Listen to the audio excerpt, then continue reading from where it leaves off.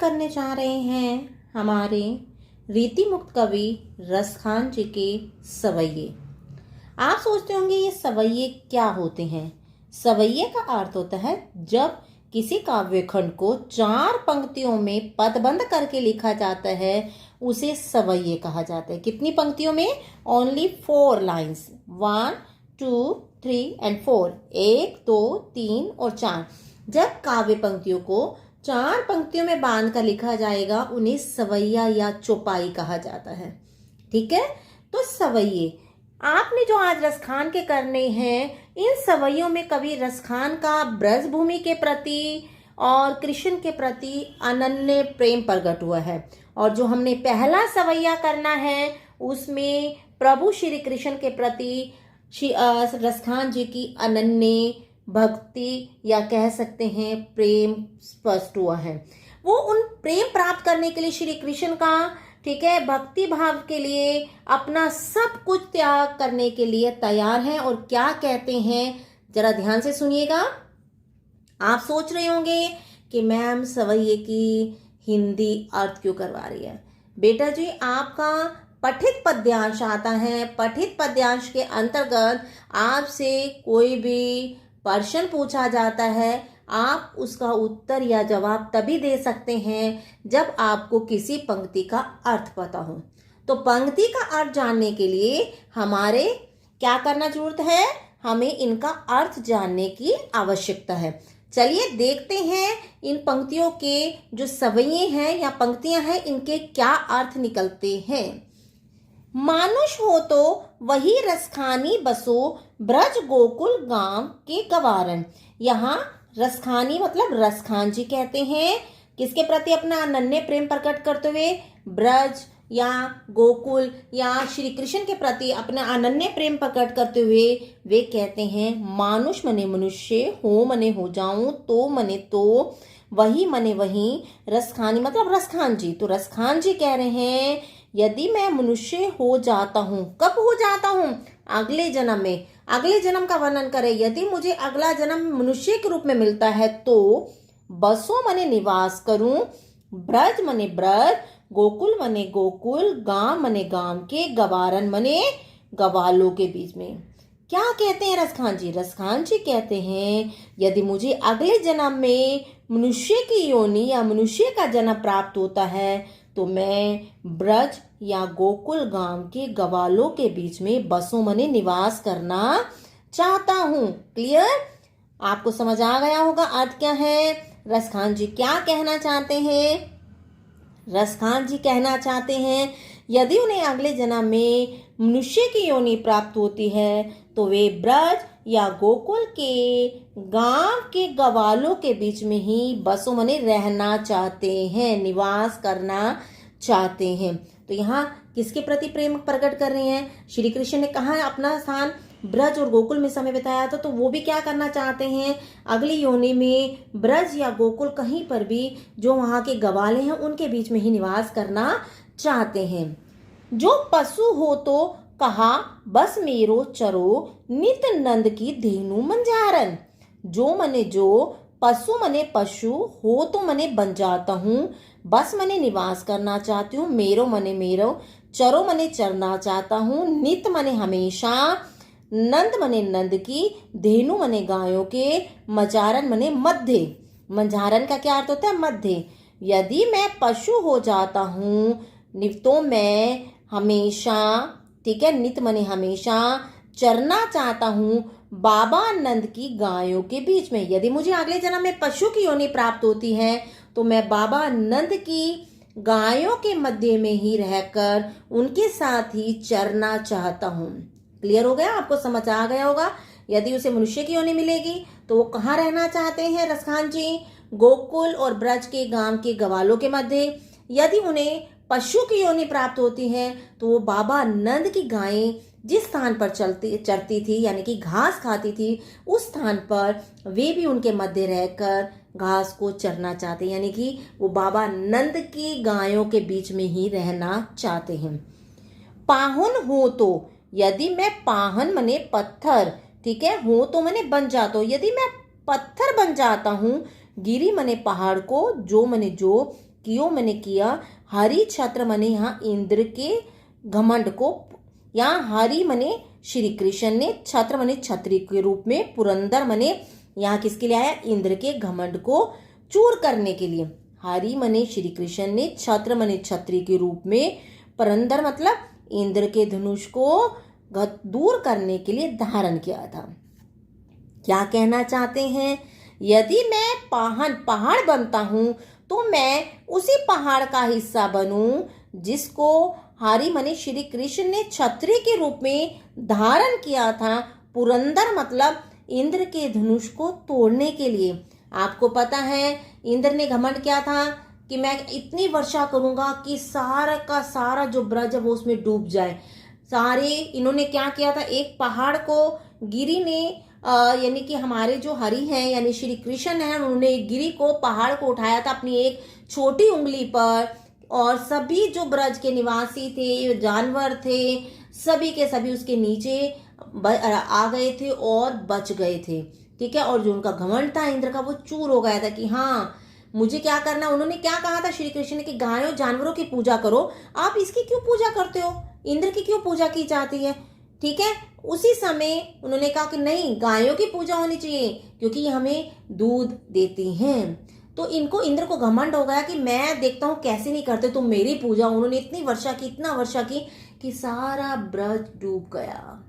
ठीक है, उस समय लोग त्राही त्राही करने लगे। तब कृष्ण भगवान ने क्या किया था, उन्हें ऊपर ले गए थे किसी पहाड़ पर, और एक पहाड़ को उठा लिया था उन्होंने अपनी छोटी उंगली पर, और जो सारे ब्रजवासी थे उसके नीचे आ गए थे। ऐसा करके जो इंद्र का घमंड था वो चूर हो गया था। तो यहाँ वही कहना चाहते हैं रसखान जी, यदि मैं पहाड़ हूं तो बन जाता हूं, तो यदि मैं पहाड़ बन जाता हूं तो मैं उसी पहाड़ का हिस्सा बनना चाहता हूं जिसे श्री कृष्ण ने छत्र के रूप में क्या किया था, इंद्र के धनुष को इंद्र के घमंड को दूर करने के लिए धारण किया था। आपको समझ आ गया होगा। आगे क्या कहते हैं, जो खग हो तो, यदि मैं पक्षी बन जाता हूं तो, यदि मैं पक्षी बन जाता हूं तो मैं बसेरों मने निवास करना चाहता हूँ, मिली मने मिलकर, कालिंदी मने यमुना के, कूल मने किनारे, कदम वृक्ष की डाली पर। समझ आ रही है आपको क्या कहना चाहते हैं। पहले कह रहे हैं मनुष्य की योनि मिलती है, फिर कहते हैं यदि मुझे पशु की योनि मिलती है, यदि मैं पहाड़ बन जाता हूँ, फिर आगे कहते हैं यदि मैं पक्षी बन जाता हूँ तो मैं निवास करना चाहता हूँ यमुना के किनारे। कालिंदी मने यमुना का नाम है, आपको पता है। यमुना के कूल मने किनारे, क्रम्ब की डाली, जो यमुना के किनारे कदम्ब का वृक्ष है उसकी डाली पर ही निवास करना चाहता हूँ। यमुना के किनारे श्री कृष्ण अपनी लीलाएं करते थे, कदम वृक्ष के नीचे बैठकर बांसुरी बजाते थे। तो अब क्या करना चाहते हैं रसखान जी, अगर पक्षी बन जाते हैं तो यमुना के किनारे जो कदम्ब का वृक्ष है यानी कि उसकी डाली पर ही निवास करना चाहते हैं, यानी किसी भी तरह से वो सानिध्य प्राप्त करना चाहते हैं। किसका, उस ब्रज का, उस गोकुल का जहां पर श्री कृष्ण ने अनेक प्रकार की लीलाएं की हैं, उसी स्थान पर वो किसी ना किसी तरह से, किसी भी रूप में अगर कोई भी जन्म मिलता है उस स्थान पर निवास करना चाहते हैं। आपको समझ आ ही गया होगा जो मैंने बताया है आपको।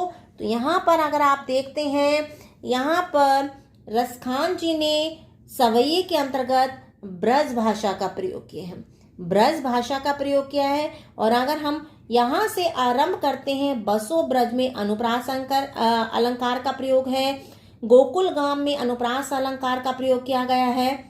आपको बहुत सी जगह पर नित्यानंद में अनुप्रास अलंकार का प्रयोग किया गया है, बहुत जगह है कालिंदी कुल कदम अनुप्रास अलंकार का प्रयोग किया गया है। तो अनुप्रास अलंकार के जो छटा है वो अनेक तरह से देखने योग्य है और हमारे को जो भाषा को और अधिक सुंदर बनाने का प्रयास करती है।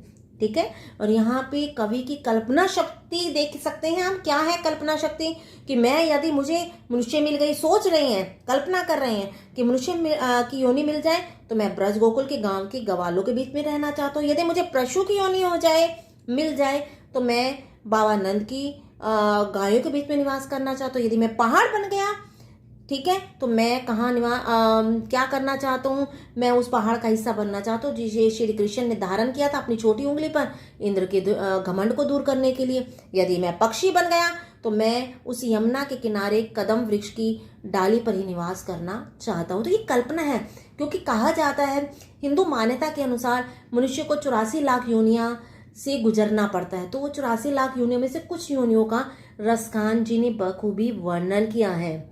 चलिए आगे बढ़ते हैं, आगे क्या कह रहे हैं।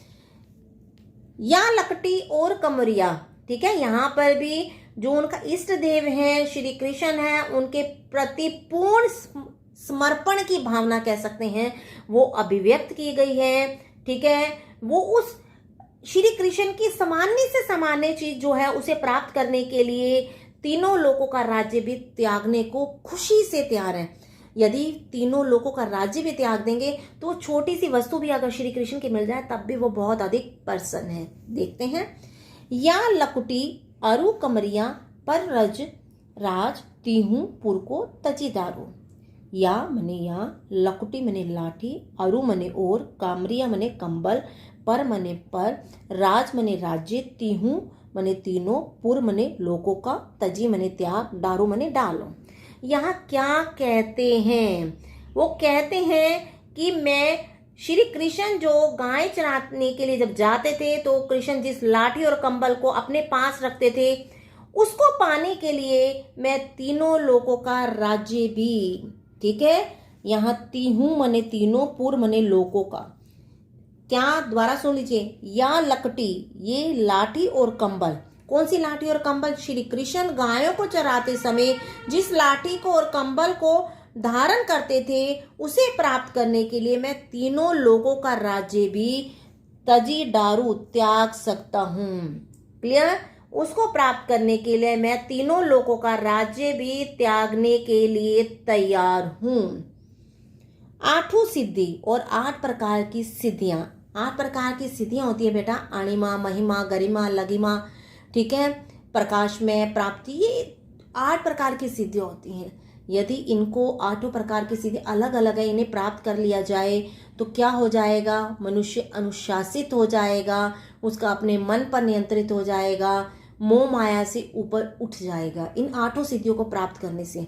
ठीक है, तो ये 8 सिद्धियों की प्राप्त करना बड़ा मुश्किल होता है, क्योंकि मन पर कंट्रोल करना ही मनुष्य के लिए बड़ा मुश्किल है। और साधक ऐसा कर ले तो वो क्या हो जाएगा, यदि ऐसा कर लेता है तो वो भगवान की श्रेणी में खड़ा हो जाता है। तो इन 8 सिद्धियों को प्राप्त करना ही बड़ा मुश्किल है। तो कह रहे हैं 8 सिद्धियां, 8 प्रकार की सिद्धियां मैंने आपको बताई है, अणिमा, महिमा, गरिमा, लघिमा। इन 8 प्रकार की सिद्धियां नवनिधियां और 9 प्रकार की निधियां होती हैं। 9 प्रकार की निधियां खजाने होते हैं, जिसमें कहा जाता है पद्म होता है, महापद्म होता है, मकर होता है, कच्छप होता है। ठीक है, ये जो 9 प्रकार की निधियां होती है, यदि ये मिल जाए ना तो इसका उपयोग, यदि ये सिद्धियां निधियां मिल जाती है तो जो साधक का परिवार है वो पीढ़ी दर पीढ़ी इनका उपयोग करता रहता है और जीवन उनका सुख में हो जाता है। तो यहाँ रसखान जी कहते हैं मैं 8 प्रकार की सिद्धियां और 9 प्रकार की निधियों के सुख नंद की गाय चराई बिसारो, बाबा नंद की गायों को चराने के लिए भूल जाने को भी तैयार हूं। क्लियर, मैं 8 प्रकार की सिद्धियां और 9 प्रकार की निधियों के जो सुख होते हैं मैं बाबा नंद की गायों को चराने के लिए भी उन्हें भूल जाने को, बिसारो मने भूल जाने के लिए तैयार हूं। यानी कि यदि मुझे बाबा नंद की गायों चराने के लिए मिल जाए तो मैं 8 प्रकार की सिद्धियों और 9 प्रकार की निधियों के जो सुख हैं उसे भी भूल जाने को तैयार हूं। रसखान कबो इन आखन सो ब्रज के बान बाग तड़ाग निहारो। रसखान जी कहते हैं मैं कब अपनी इन आंखों से ब्रज के वन, जंगल, बाग, तड़ाग मने तालाबों को निहारो मने देखूंगा। रसखान जी कहते हैं मैं कब इन अपनी आंखों से ब्रज के वन, बाग, तालाबों को देखूंगा। कोटिक एक कल धोत के दाम, करील के कुंजन ऊपर मारो। ठीक है, वारो, कोटिक मने करोड़ों, कल धोत मतलब होता है बेटा सुंदर, ठीक है, धाम मने महल, करील मने करील के, कुंजन मने कुंजों पर। ये कुंज क्या होते हैं, आप सोच रहे होंगे कि कुंज क्या है। ये कुंज होते हैं बेटा, झाड़ियां होती हैं, एक तरह की कांटेदार झाड़ियां होती हैं और यहाँ कलदोत का क्या आता है? सोना चांदी के महल, सुंदर सुंदर महल कह सकते हैं। मैं करोड़ों सुंदर महल, सोने चांदी के महल भी करील कांटेदार झाड़ियों के ऊपर, ठीक है, ऊपर वारो मने निछावर करने को तैयार हूं। यदि मुझे करील की, ठीक है, कहां पर? ब्रज और गोकुल की जो कांटेदार झाड़ियां भी मुझे यदि मिल जाती हैं, ठीक है, जो ब्रज की लताओं में लदी कांटेदार झाड़ियां हैं, यदि वो भी मुझे मिल जाए तो मैं करोड़ों सोने चांदी के महल हैं उन्हें भी निछावर करने को तैयार हूं। यानी कि कवि रसखान जी अपना सब कुछ त्याग कर कहाँ रहना चाहते हैं? ब्रज भूमि में निवास करना चाहते हैं। दोबारा मैं एक बार करवाना चाहूंगी, आप देखेंगे ध्यान से। करोड़ों, कलदोत मने सोने चांदी के महल, ठीक है। करील का अर्थ होता है कांटेदार झाड़ियों के, कुंज होता है समूह के, ऊपर मने ऊपर, वारो मने निछावर करने को तैयार हूं। मैं करोड़ों सोने चांदी के महल भी कांटेदार झाड़ियों के समूह को प्राप्त करने के लिए उनके ऊपर निछावर करने को तैयार हूं। किनके ऊपर? किसके ऊपर? कांटेदार झाड़ियों के समूह को प्राप्त करने के लिए मैं करोड़ों सोने चांदी के महल भी निछावर करने को तैयार हूं। यहाँ फिर आपने देखा होगा, मैंने बताया आपको सवैया 1 2 3 4, तो 4 लाइनें हैं, तो सवैया छंद हो गया। ऊपर ब्रज भाषा थी तो यहाँ पर भी ब्रज भाषा हो गई। और आपके ब्रज भाषा के साथ साथ देखिए बेटा, अगर हम देखना चाहें तो नवनिधि में कौन सा अनुप्रास अलंकार हो गया? क्लियर? वन भाग में अनुप्रास अलंकार होगा। गाय चराई में भी अनुप्रास अलंकार है। ई आ गया, अंत अनुप्रास आ गया ना, ठीक है। अनुप्रास अलंकार का प्रयोग किया गया है। तो आपको करील के कुंजन, यहाँ पर भी अनुप्रास अलंकार का प्रयोग किया गया। तो अनुप्रास अलंकार की छटा देखने को ही मिल जाएगी आपको। तो अगर आप देखना चाहें तो गेयता का गुण विद्यमान है।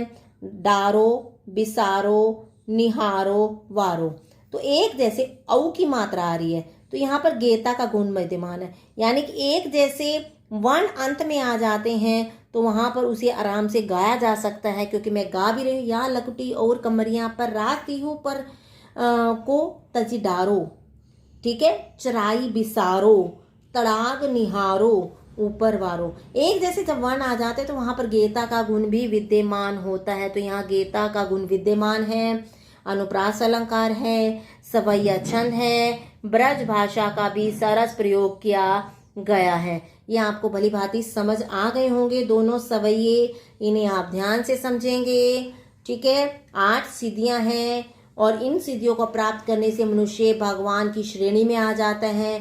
और जो निधियां हैं 9, यदि उन्हें प्राप्त कर लेता है तो उसकी आने वाली जो पीढ़ी है वो सुखमय हो जाती है। तो इन पर भी क्या करने को तैयार है? किस चीज को?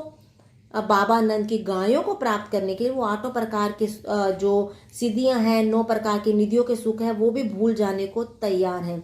आपको ये समझ आ गया होगा। पहले में लाठी और कंबल को प्राप्त करने के लिए वो तीनों लोगों का राज्य त्यागने को तैयार है। फिर 8 प्रकार की सिद्धि और 9 प्रकार की निधियों के जो सुख होते हैं वो बाबा नंद की गायों को चराने के लिए उन्हें भी भूल जाने को तैयार है। बिसारो, भूल जाना। रसखान कब इन आंखों से ब्रज के जंगल, बाग और तालाबों को निहारेंगे, देखेंगे।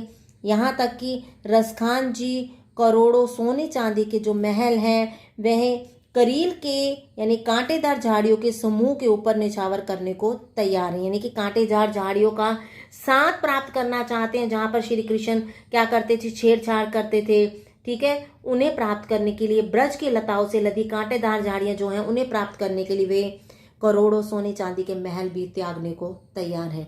अगर आपको ये दोनों सवैये भली भांति समझ आ गए हैं और आपको अच्छा लगा तो इस चैनल को सब्सक्राइब जरूर करें। धन्यवाद।